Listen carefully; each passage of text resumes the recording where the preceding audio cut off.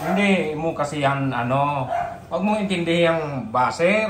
Nasabi ko sa iyo, matagal ako sa social media. Yung mga sinasabi dyan, hayaan mo na yan. Sakit-sakit hindi ko na makaya. Oo, alam ko yun.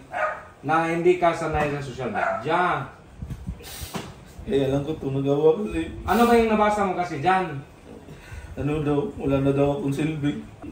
Nagpaano lang daw ako sa iyo kasi para sikat. Wala naman daw akong silbi. Hindi, hayaan mo yung mga baser na yan, makinig ka muna. Kinuha kita rito kasi sinabi ng mga followers ko at subscriber ko yun. Na isama ka sa vlog. Nagkataon lang na si Burluloy na may sakit. Kaya ako, mga followers mo dahil gusto ko rin Yun nga sinabi ko rin sa iyo na content tayo, parang kabili ka ng paa. Pero kung sabihin mo ganyan, pwede naman akong bumili ng paa mo eh. Yun nga lang yung sinabi ko, antayin mo yung buwan na ganito ganyan, di ba sinabihan kita? Kasi may pinapagawa ako na project para sa sarili ko. Para magtanda ako, meron na akong income. Gusto ko lang Kaya sabi ko siya, antayin mo lang yung panahon na yan, bibilang kita.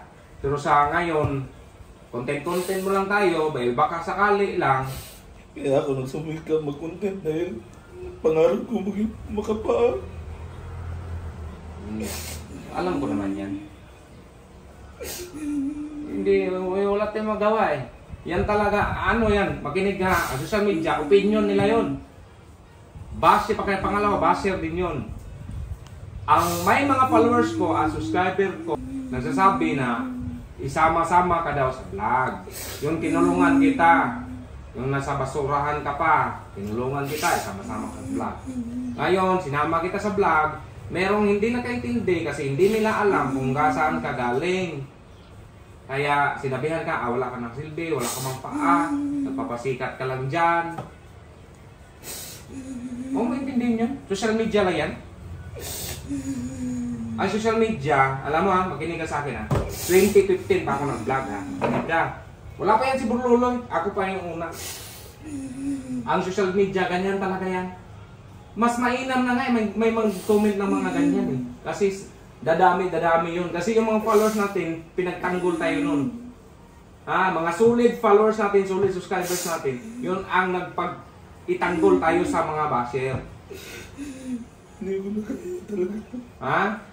Huwag ka kasing bumasa dyan. Huwag kang bumasi sa mga comment dyan. Content lang tayo. Hayaan natin yung mga basher kung ano masabi nila.